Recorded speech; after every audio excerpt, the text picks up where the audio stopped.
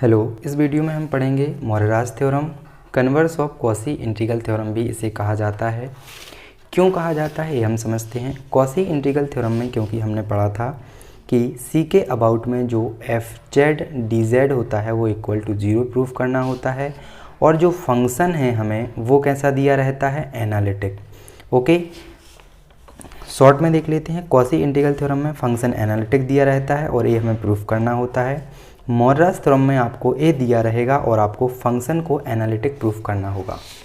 कोई भी function analytic होता है तो वह डिफरेंशिएबल होता है। अगर वो डिफरेंशिएबल है तो वो फंक्शन एनालिटिक होगा। यानी कि जो हम फंक्शन एफ ऑफ जेड लेंगे, अगर हम उसका डिफरेंशिएशन करते हैं तो वो स्मॉल एफ ऑफ जेड के इक्वल निकलता है, और एफ ऑफ जेड माइनस अगर हम स्मॉल एफ जेड करें तो उसको 0। ये हमें इस क्वेश्चन में करना है, तो हम देखते हैं। और एक और आप देख लीजिए, जो एफ ऑफ जेड का जो डिफरेंशिएशन का फॉर्मूला होता है वो F Z plus H minus F of Z upon में एच होता है। ओके, स्टार्ट करते हैं हम statement. If F Z is continuous function in a domain D, एक डोमेन डी है जिसमें एफ जेड कॉन्टिन्यूस है, and if for every closed contour C in the domain D, इस डोमेन डी के अंदर एक कर्व है सी जिस पे ये फंक्शन डिफाइन है F Z D Z equal to 0, तो आपको प्रूफ करना है then function F of Z is analytic होगा डी में। ओके, सिंपल सा है।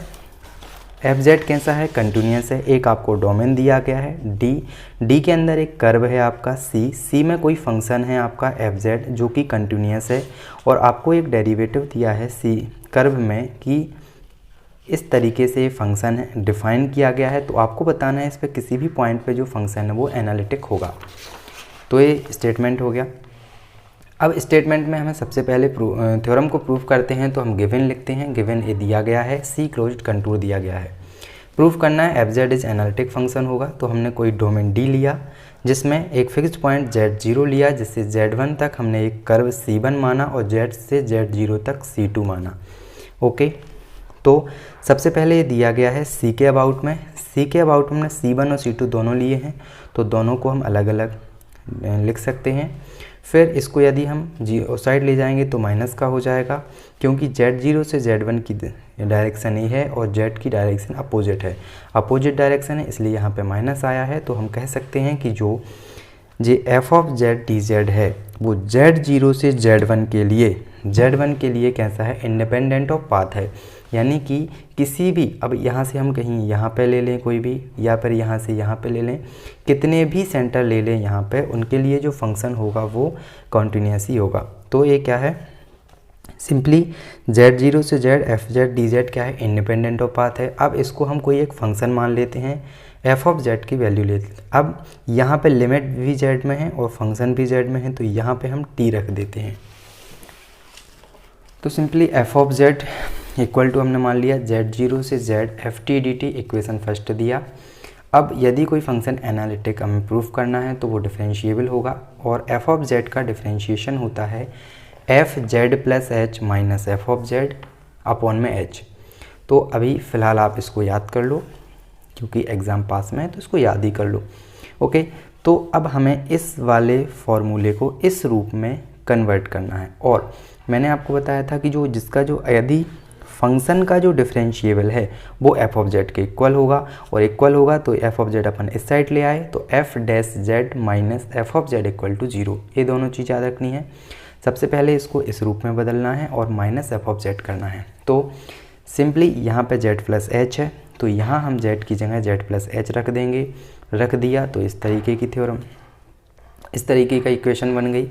इक्वेशन फर्स्ट सेकंड हो गई। अब इनको माइनस किया गया है, तो इक्वेशन सेकंड में से फर्स्ट को हम माइनस कर देंगे तो कुछ इस तरीके का होगा, और लास्ट में फिर हम एस से डिवाइड कर देंगे तो ए फंक्शन आ जाएगा।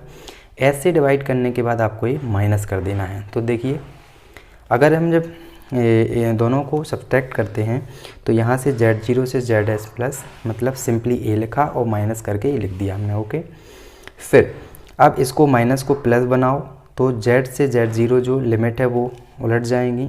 फिर इसको आप आगे ले आए, इसको आप पीछे ले आए। अब देखो, यदि आपको किसी इंटीग्रेशन में 1 से 5 तक की लिमिट को तोड़ना है तो आप 1 से 2, प्लस 2 से 5 ऐसे तोड़ सकते हो, और 1 से 2, 2 से 5 यदि डायरेक्ट है तो आप 1 से डायरेक्ट 5 को लिख सकते हो। ठीक है, तो z से z0, z0 से z प्लस h को आप z से z प्लस h डायरेक्ट लिख सकते हो। तो ये आ गया। अब यहाँ पे आपको डिवाइड h करना है, क्योंकि आपको इस तरीके का कुछ बनाना है। तो डिवाइड आपने h कर दिया, तो दोनों साइड डिवाइड कर दिया।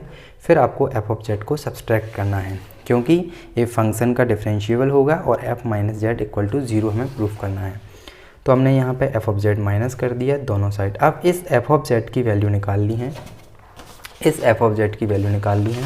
तो हम क्या करेंगे, इसकी सहायता से लेंगे, यानी कि 1/h यहाँ पे z से z प्लस h हो जाएगा, और f t की जगह पे z रख दूँ तो f z हो जाएगा और dt हो जाएगा, यहाँ पे z रख दो। ठीक है, सिंपली जो ये सिंपल पूरा है फॉर्मूला, इस z की वैल्यू निकालनी, इसलिए हमने इस t की जगह पे z रख दिया।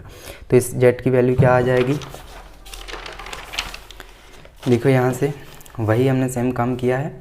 तो 1/h है, fz क्या हो जाएगा, dt में ये कांस्टेंट हो जाएगा, बाहर आ जाएगा, z प्लस h है 1 dt हो जाएगा। 1 का इंटीग्रेशन t होगा, इसकी लिमिट लगा दी। लिमिट को सॉल्व यदि हम करेंगे तो ये z plus h minus z हो जाएगा f ऑफ z के। अब f ऑफ z की वैल्यू आ गई हमारी a वाली, तो इसको हम उसी इक्वेशन में भर देते हैं। ठीक है, इस वाले इक्वेशन में रख देते हैं, इस वाले इक्वेशन में इस f ऑफ z की वैल्यू, ओके, a रखना है। तो सिंपली हमने यहाँ पे वैल्यू रख दी। इस साइड की ज्यों की त्यों चल रही है, 1/h हो गया, z प्लस h, ए कॉमन ले लिया, ft minus F Z D T common लिया, इक्वेशन 5 हो गई हमारी। फिर दोनों का आपको मॉड लेना है। ठीक है, मॉड लिया दोनों का, तो यहाँ पे 1/h हो गया, ये मॉड लिया। अब जब ये मॉड इस इंटीग्रेशन के अंदर जाएगा तो ए वाला सिंबल इनइक्वालिटी का सिंबल आ जाता है, ये आपको याद ही रख लेना है फिलहाल के लिए। तो ये हो गया मॉड, इनइक्वालिटी का चिन्ह आएगा जब ये मॉड इस इंटीग्रेशन के अंदर जाएगा, कभी भी होगा तो इनइक्वालिटी का सिंबल आएगा। 1h का मॉड हो गया, ज्यों का त्यों F T minus F Z का इसका मॉड, और इस डी टी का मॉड हो गया।